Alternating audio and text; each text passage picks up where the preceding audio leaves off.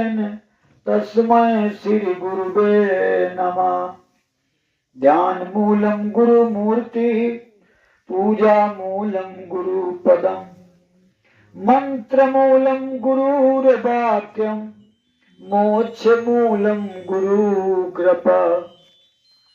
बंदो गुंज कृपा सिंधु नर रूप हरि, महामोहतम पुंज जासु बचन रवि कर निकर। जय गुरुदेव। मंच के ऊपर विराजमान के चरण कमलों में अनंत कोटि नमन प्रणाम करते हुए सम्मानेगा, आप फलेंगे फूलेंगे। क्योंकि अभी देखो छोटी सी एक बीमारी आई थी जिससे डॉक्टर वैद्य किसी को नहीं छूना चाहता था, घर परिवार के लोग छूने के लिए तैयार नहीं थे। अब आगे बहुत सी बीमारियां आ रही हैं पीछे, बस थोड़ा और वक्त बचा है, फिर बचना मुश्किल हो जाएगा। गुरु महाराज कहे थे गांव के गांव बीमार पड़ जाएंगे, कोई किसी को पानी देने वाला नजर नहीं आएगा।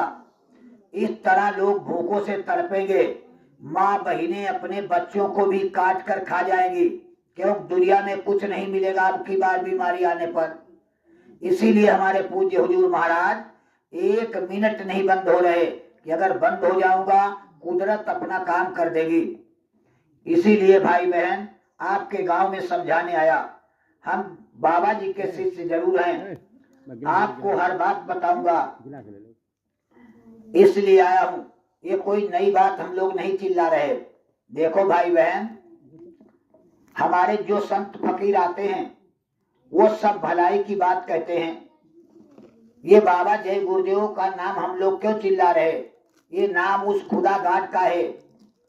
भाषा का फर्क है, मुसलमान खुदा कहते हैं, आप लोग गाड कहते हो। कोई भगवान कहता, कोई परमात्मा कहता। सबके धर्म मजहब के अंदर ये बात लिखी थी कि वो फकीर आएगा।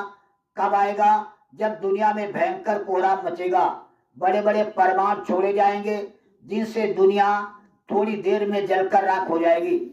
तो बचाने वाला वो फकीर भारत के अंदर धार्मिक नगरी में उतरेगा।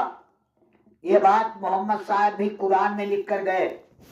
क्या है मुसलमानों, जब 14वीं सदी का समय आएगा तो एक सफेद पगड़ी वाला फकीर खुदा का पैगाम लेकर भारत की धार्मिक नगरी में हक के मुकाम से उतरेगा।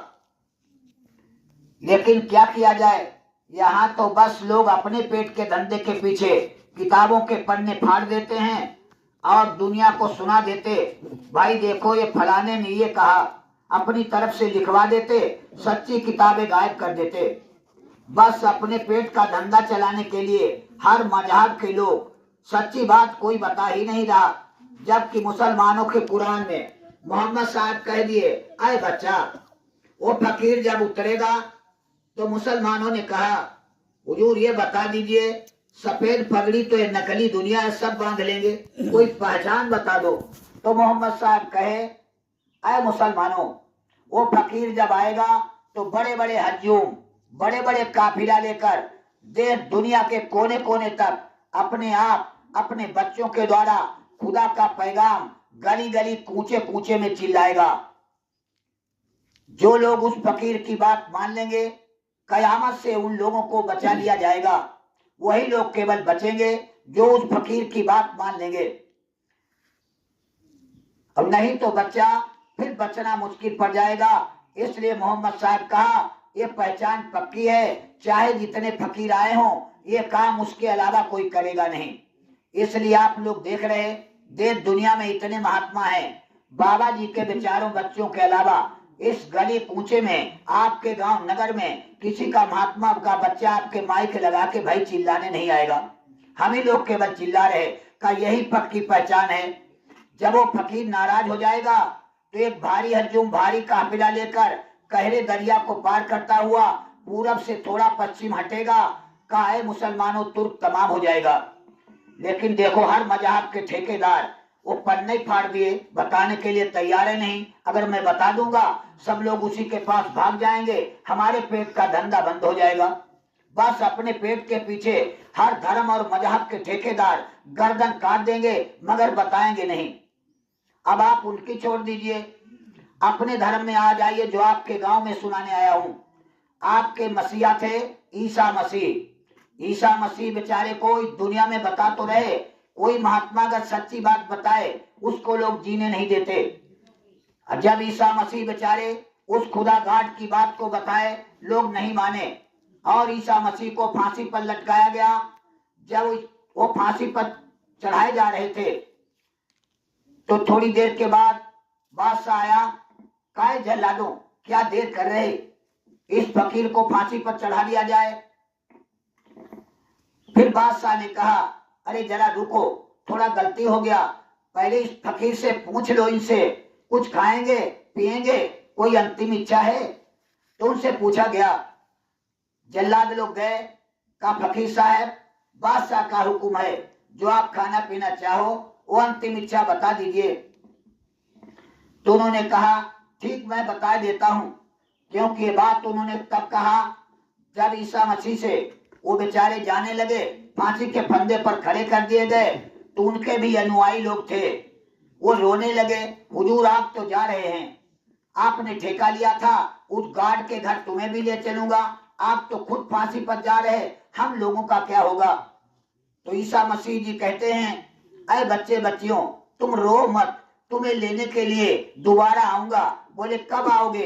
का संवत 2000 के पहले। बोले कहाँ आओगे? का भारत की धार्मिक नगरी में आऊंगा। लेकिन कोई बता ही नहीं रहा, बस पन्ना भले फाड़ दें। तो पहले बता दिए थे संवत 2000 के पहले आऊंगा। तब उनके बच्चों ने कहा, हुजूर पहचानूंगा कैसे। तब ईसा मसीह ने जिस समय बादशाह बोला आप कुछ खाएंगे पिएंगे, तब ईसा मसीह ने कहा, जाओ बादशाह को बता दीजिए मेरी एक अंतिम इच्छा है, पूरी कर दिया जाए। तो जल्लादों ने कहा बता दीजिए। कहा मेरे कंधे पर एक टाट का बोरा डाल दिया जाए और कुछ नहीं चाहिए। जल्लादों ने जाकर के बादशाह को बताया कि वो फकीर टाट का बोरा केवल मांग रहा, मेरे कंधे पर डाल दिया जाए। बादशाह ने एक बोरा मंगवाया, कंधे पर डाल दिया, जैसे हम आप लोग ये अनोछा रूमाल डालते हैं ऐसे डाल दिया गया। जब वो पड़ गया बोरा तो बादशाह ने कहा और कुछ चाहिए?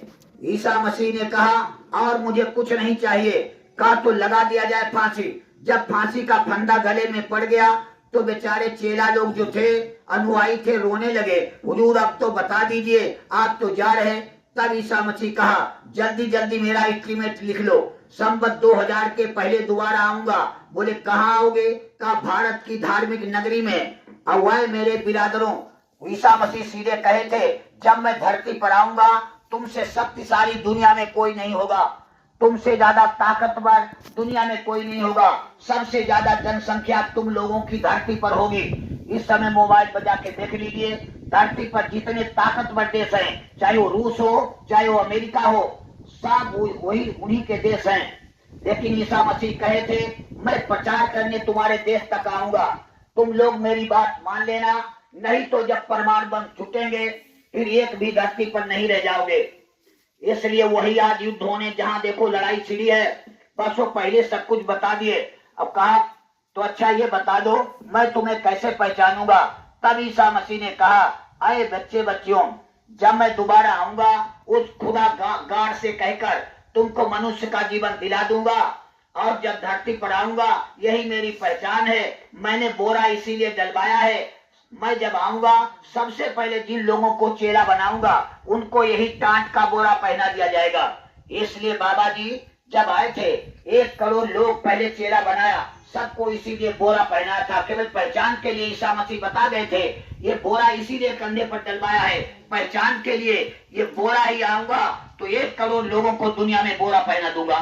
नहीं तो बाप के कहने पर बोरा, अरे वो तो महापुरुष होते हैं, वो शक्तिशाली होते हैं, वो सबके मालिक होते हैं। अरे बाप बात देखो, सब तेरी काट बढ़िया बढ़िया कुर्ता पैजामा पहन जाते, लड़का पर खाओ बोरा पहन ले, पहनाएगा? अरे आप पूरी संपत्ति दे, बोरा नहीं पहनेगा। लेकिन बाबा जी वो तो ईसा मसीह पहले बता के गए थे 1 करोड़ लोगों को बोरा पहना दिया जाएगा। और ये बोरा वाले बेचारे साइकिल लेकर गली गली में प्रचार करेंगे, मेरी बात को चिल्लाएंगे, इन बोरा वालों को देखकर पहचान लेना मेरे मालिक आ गए हैं। इसलिए बाबा जी ने बोरा पहनाया। तो सबके धर्म मजाब में लिखा, लेकिन ठेकेदार लोग किताबें गायब कर देते। इसीलिए हमारे गोस्वामी जी कभी लिख के गए, जीवों को रास्ता कैसे मिले। चली हई सुरुचि अवने कन पंथा, हुई हई लुप्त सकल सदग्रंथा। जीवों को रास्ता कैसे मिले कि पाखंडी लोग, पेट के धंधे वाले अपने दक्षिणा के लालच में वो किताबें ही गायब कर देंगे, अपने मतलब की किताब लिखवा लेंगे, वही चलाएंगे और जीवों को बेचारों को बता देंगे, ये बताया वो बताया, वो बेचारे